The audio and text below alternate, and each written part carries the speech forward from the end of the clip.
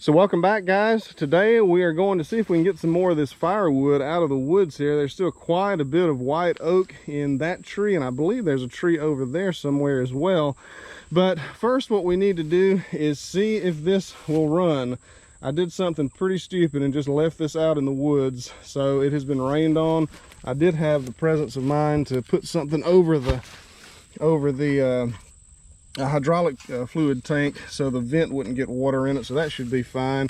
I don't know what the gas is looking like though. We'll just have to check it out. But anyway, we'll see if we can get this going first. Then I want to get this tree out of the way. This is a sourwood tree that fell, and we need to get it out of the way so I can have room to move the tractor around down in here and get it in a better position to put firewood in it. If you remember on the last couple of firewood videos, we were doing this with the Jeep, and the reason that I wasn't doing it with the tractor was because this is a really steep hill right here.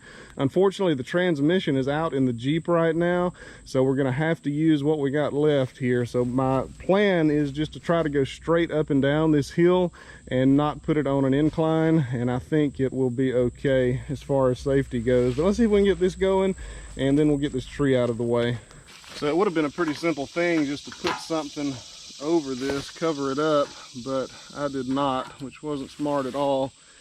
It actually looks good. I don't think there's a drop of water in there. That's wonderful. It's got non-ethanol fuel in it. Of course, my main concern is water. What I will do is, just for safety's sake, put some of this water remover in it and put a little more gas in it, and I think it'll go.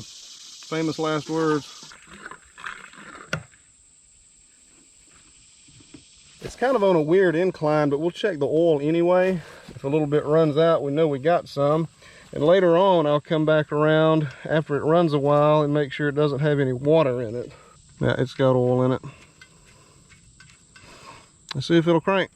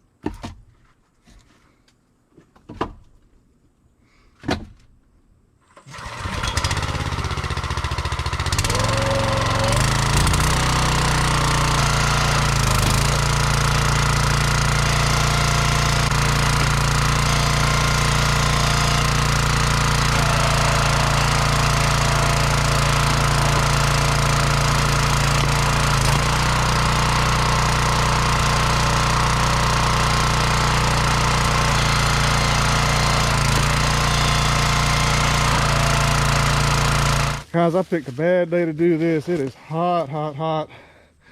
So stacking these, I was able to get a whole lot more in the bucket, which makes sense, I guess. So that'll cut down on the amount of trips I have to take. It worked a whole lot better. Let's go ahead and get these stacked, and we'll start on that one.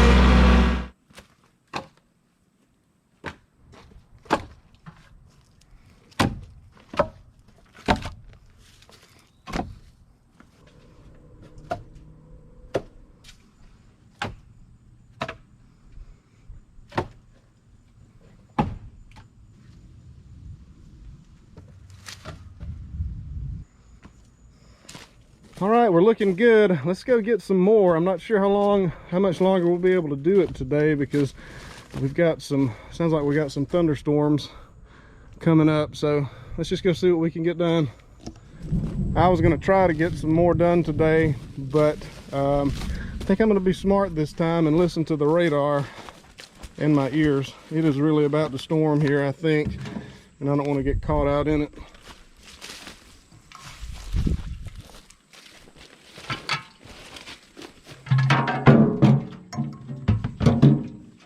So I got to carry the saw in the bucket. I realized that when I was coming down here. This saw haul that I've got on the tractor works really great, but unfortunately it's not really set up for this bar. That's a 24-inch bar, and it just kind of makes it flop real bad, and it didn't look like it was doing it much good.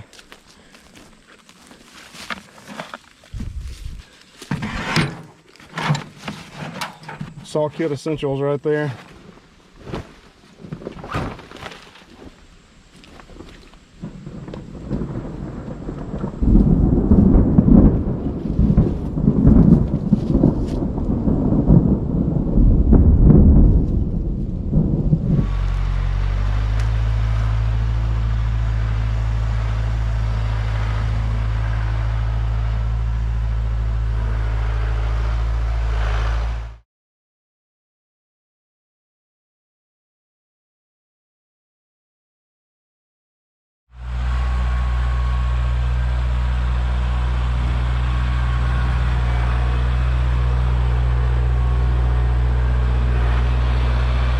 So yesterday it drizzled, and that was really about it. So I probably could have done some more yesterday, but I didn't.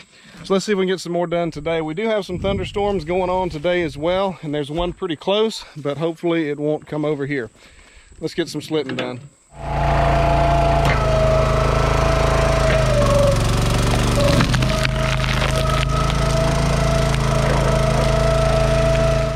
Y'all aren't gonna believe this.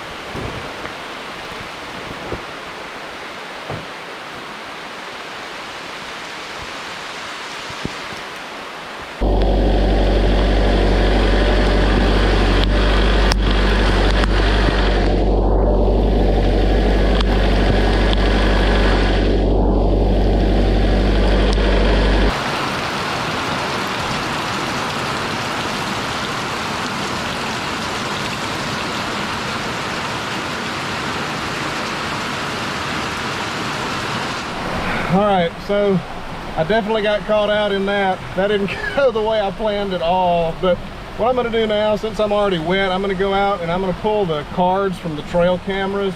It's late in the day. Today is Sunday, and we just got through eating lunch with my parents, and it's probably 4:30 or 5 at this point, probably 4:30. So I'm not gonna attempt to go back and split firewood anymore today. So that's it for the firewood footage. I'm gonna go pull the cards from the trail cameras, and I'll show y'all one of the food plots that we're working on currently, and we'll just kind of make the best of it.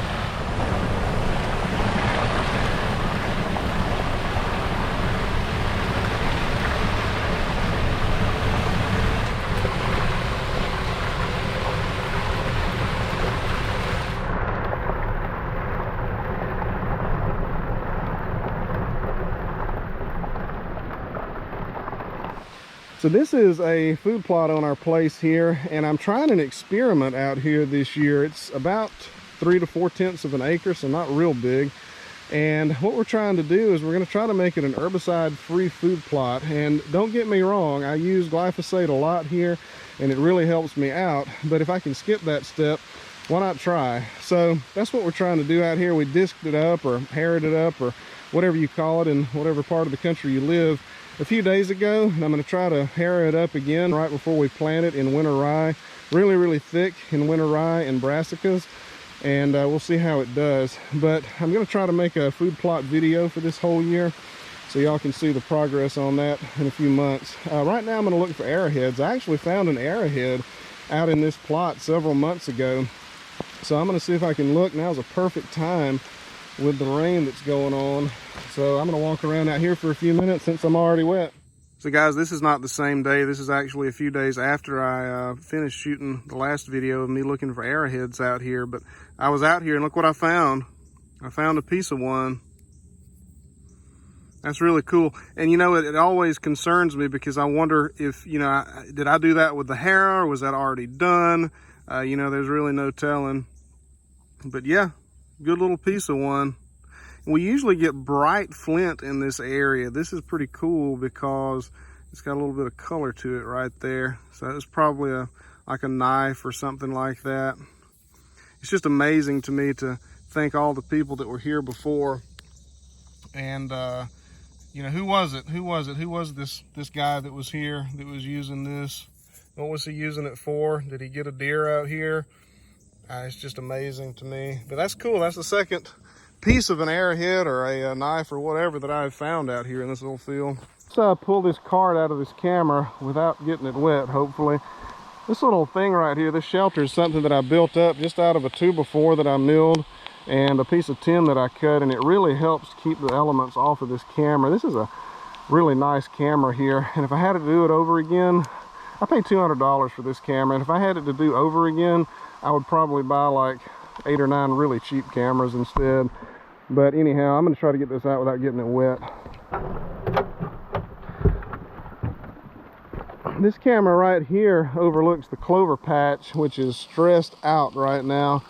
But let's go ahead and pull this one as well. If there's anything worth sharing on these cards, I will include this in the video.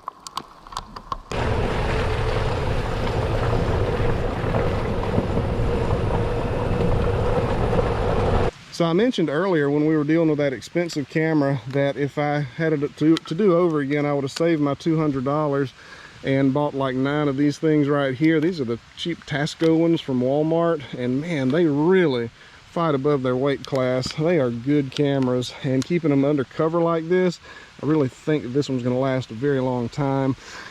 So that's going to do it for this video. I'm going to go home and see what's on these cards, and if there's anything interesting on them, I'll put them at the end of this video, I guess right now. But kind of a different video. Wasn't quite what I expected, but I hope that y'all enjoyed it, and I will see y'all on the next one. There's still some places here where the weeds have not come back. I think I'm going to walk around and look for arrowheads again for a few minutes. Well, no arrowheads, guys. The best I could do is a piece of an old Coke bottle. I'm going to go home and see about these SD cards and let y'all know. See y'all on the next one.